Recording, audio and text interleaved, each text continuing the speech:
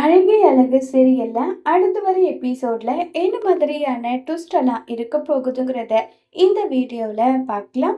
எல்லாரும் ரொம்பவே சந்தோஷமா சாப்பிட்டுட்டு எல்லாம் உட்காந்து அரட்டை அடிச்சிட்டு இருக்காங்க.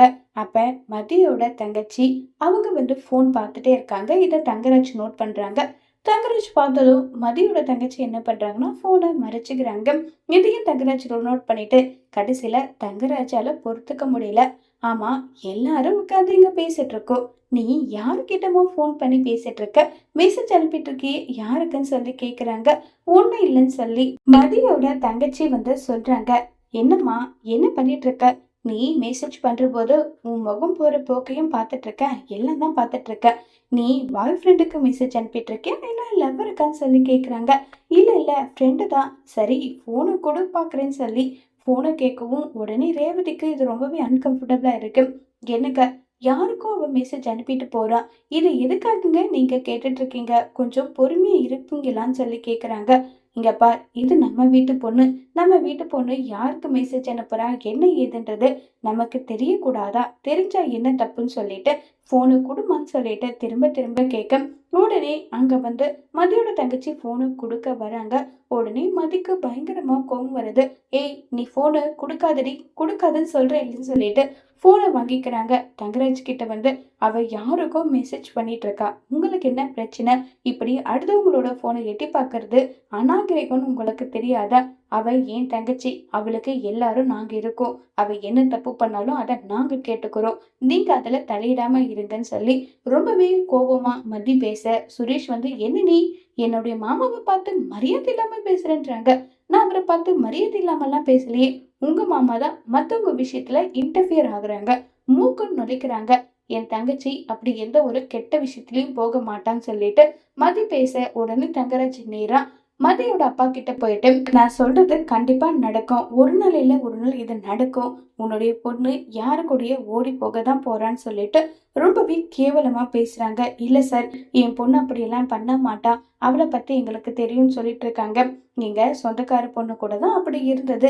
சரி, நான் சொல்ற அட்வைஸ் சொல்லிட்டேன், அதுக்கப்புறம் உங்க இஷ்டம். ரேவதி, முக்கியமான வேலை இருக்கு, கிளம்பலாமான்னு சொல்லிட்டு தங்கராஜ் அங்க இருந்து கிளம்பி போறாங்க. ரேவதி வீட்டுல இருக்க எல்லார்கிட்டயும் சாரி, அவர் பேசினத தப்பா எதுவும் எடுத்துக்காதீங்க, மன்னிச்சிடுங்கன்னு சொல்லிட்டு வெளியே போனதும் பின்னாடியே சுரேஷ் மாமா மாமான்னு சொல்றாங்க. என்னடா என்ன, இப்பவே பொண்டாட்டி தாசன் ஆயிட்டியா? உன் பொண்டாட்டி என்ன மரியாதை குறைவா பேசுறா, நீ பார்த்துக்கிட்டு இருக்க. சரி சுரேஷே, நீ இப்படி மாறுவ நினைச்சு கூட பார்க்கல. எனக்கு இங்கெல்லாம் வரணும்னு ஏதாவது அவசியம் இருக்கா? அவ்வளோ வேலையை விட்டு நான் இங்க வந்தேன். எதுக்காக வந்தேன் தெரியுமா?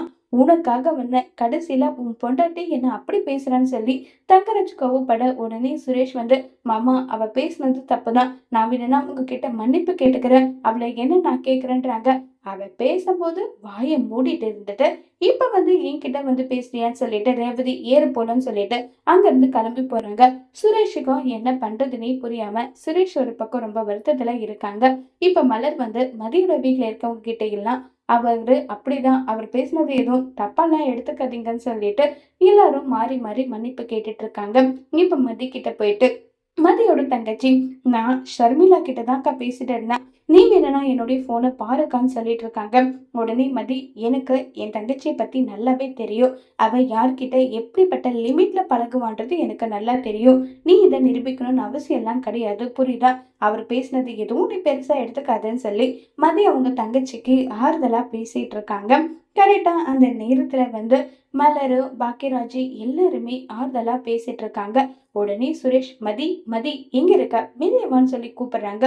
உடனே மதி, இப்ப எதுக்காக தேவையில்லாம கத்திட்டு இருக்கீங்க? உங்க மாமா பேசினது தப்பா சரியா, அவர் என்னனாலும் பேசட்டும், உன் தங்கச்சி மேல இருக்கிற அக்கறையில அவர் பேசினா அவரை எல்லாரும் முன்னாடி இப்படிதான் மரியாதை குறைவா பேசுவேன்னு சொல்லி கேட்க உடனே பாக்கியராஜ் டேய் சுரேஷ், கொஞ்சம் வாயை மூடு. இப்ப மதி கேட்டதுல என்ன தப்பு இருக்கு? சரி, நான் இப்போ ஒரு எக்ஸாம்பிள் சொல்றேன், அது நீ சரியா தப்பான்னு சொல்லு. இப்ப நம்ம ஒரு சொந்தக்காரோட வீட்டுக்கு போறோம். நம்ம தங்கச்சி ஸ்ருதி கிட்ட ஒருத்தர் உன்னுடைய மாமா பேசின மாதிரி பேசினா உனக்கு கோபம் வருமா வராதா? அதை தானே மதி செஞ்சிருக்கான், இதுல என்னடா தப்பு இருக்குன்னு சொல்றாங்க. அது எது இருந்தாலும் மாமா கிட்ட பொறுமையா சொல்லிருக்கலாம் இல்ல, இப்படி முகத்துல அடிச்சபடிதான் பேசுவாளான்னு சொல்லி கேட்க இத கேட்டதும் உடனே மதிக்கு கோபம் வருது. உங்களுடைய மாமா பேசினது தப்பு, அவ என் தங்கச்சி, என் தங்கச்சிக்கு முறையில நீங்க கேள்வி கேட்டா அது ஒத்துக்கிறேன். யார் அவரு? அவரு எதுக்காக என் தங்கச்சி கேள்வி கேட்கணும்? என்ன அவசியம் இருக்கு? என் தங்கச்சி ஃபோன் பார்க்குறான்னா, நீங்க கேளுங்க. எங்க அம்மா, அப்பா இருக்காங்க. நான் இருக்கேன். என்ன கேளுங்க. இல்லையா? டீசென்ட்டான ஒரு மனுஷனா இருந்தா, உங்களுடைய பொண்ணு வந்து இப்படி ஃபோன் பார்த்துட்டு யாருக்கோ மெசேஜ் பண்ணிட்டு இருக்கா. என்ன ஏதுன்றத கொஞ்சம் கண்காணிங்க. எது ஒண்ணும் பார்த்துக்கோங்க. நம்பிக்கை வைக்கிறது தப்பு இல்ல. எதுக்கு ஒரு கண்ணு வச்சுக்கோங்கன்னு சொல்லலாம். விட்டுட்டு தேவையில்லாத பேச்செல்லாம் என்கிட்ட பேசிட்டு இருக்கக்கூடாது. அவரு என் தங்கச்சி கிட்ட நடந்த விதத்துக்கு நான் பதிலடி குடுத்தேன். இதுல என்னுடைய தப்பு எதுவும் இல்ல. நான் தப்பு பண்ணா கண்டிப்பா தப்புன்னு சொல்லி மன்னிப்பு கேட்பேன். இதுல என் தப்பு இல்லன்னு சொல்லி மதி சொல்ல, உன்கிட்டலாம் மனுஷன் பேசுவானான்னு சொல்லிட்டு சுரேஷ் கோவமா அங்கிருந்து போனதும் உடனே மலர் நேரா சுரேஷ் கிட்ட போறாங்க. சுரேஷ் கொஞ்சம் பொறுமையா யோசிச்சு எந்த ஒரு முடிவு எடு. நான் வந்து உன் மாமா பேசினது தப்புன்னு சொல்றேன். உன்னுடைய அண்ணன் உன் மாமா பேசினது தப்புன்னு சொல்றாரு. அது எதுவுமே நீ ஏத்துக்க மாட்டியா? இங்க பாருடா, மதி பேசினதுல என்ன தப்பு இருக்கு நீ சொல்ற? அந்த பொண்ணோட மனநிலையை நீ யோசிச்சு பாத்தியா? அந்த பொண்ணு குற்றம் செஞ்ச மாதிரி உன்னுடைய மாமா பேசினது தப்பு இல்லையா? அதே உன் இடத்துல இருந்திருந்தா நீ என்ன பண்ணிருப்ப சொல்லுடான்னு சொல்லிட்டு மாறி மாறி கேள்வி கேட்க சுரேஷுக்கு அவங்க செஞ்ச தப்ப வந்து ரிலீஸ் பண்றாங்க.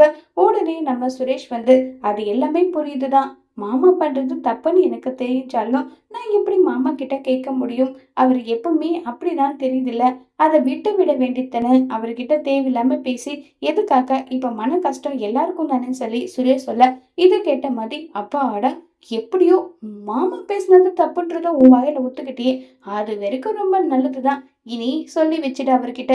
எங்க குடும்ப விஷயத்துல அவர் தலையிட்டா இப்படிதான் அவருக்கு பதிலடி கிடைக்கும். நான் உண்டு, என் வேலை உண்டுன்னு இருக்கேன். தேவையில்லாம என்ன சீண்டி பார்த்தா அவருக்கு இதுதான் பதிலடின்னு சொல்லி மதி சுரேஷ் கிட்ட சொல்ல, இது கேட்ட சுரேஷ்க்கு என்ன பதில் சொல்றதுன்னு தெரியாம ரொம்பவே திரு திருன்னு முழிச்சிட்டு இருக்காங்க. தங்கராஜ் பண்ண தப்ப சுரேஷ் தட்டி கேட்பாங்களா இல்லையாங்கிறத வரப்போற எபிசோட்ல வெயிட் பண்ணி பார்க்கலாம். தேங்க்யூ.